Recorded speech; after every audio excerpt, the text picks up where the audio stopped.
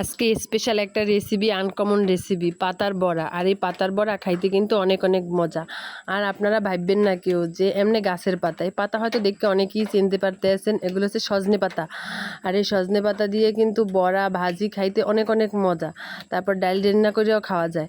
আজকে তো আমরা খামো বড়া বানাই। আর বড়া বানানোর জন্য পাতাগুলো সুন্দর মতো নিলাম। ডাইলের ভিতর ডাইল কিন্তু আগেই বাটাবাটি করে রাখতে হবে। তারপরে কাঁচামরিচ, পেঁয়াজ, তারপরে নিয়ে নিলাম বেসনও নিতে হবে, বেসন নিলে হয়তো ভালো হয়। তারপরে নিয়ে নিছি হলুদের গুঁড়া, মরিচের গুঁড়া, সব কিছু দিয়ে এবার একবারে মাখামাখি করতে হবে। সুন্দর মতো একবারে মাখাই লইতে হবে পাতার সাথে আর ডাইলের সাথে, যেন সুন্দর মতো মিক্স হয়ে যায়। এরপরে মাখামাখির পরে দেখেন এত সুন্দরভাবে মাখামাখি করতে হবে যেন মাখামাখিটা সুন্দর হয়, নাহলে তো খাইতে মজা হবে না। আর এই পেঁয়াজু খাইতে কিন্তু অনেক মজা। কেউ পেঁয়াজু বলে, আবার কেউ বড়াও বলে।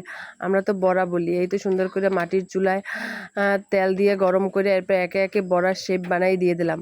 আর এই বড়াটা খাইতে এত মজা, বিশেষ করে গরম গরম বড়াটা খাইবেন তাহলে অনেক মজা লাগে।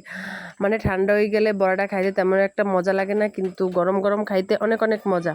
এই তো ভাজা একে একে হয়ে গেছে, আমি সুন্দর করে বড়াগুলো উড়াই নিতে আসি। এরপরে সবাই একসাথে খাবো, আর সবাই একসাথে খাওয়ার মজাই আলাদা। আর আজকের এই পাতার বড়াটা কেমন হয়েছে অবশ্যই কিন্তু কমেন্টে জানাবেন।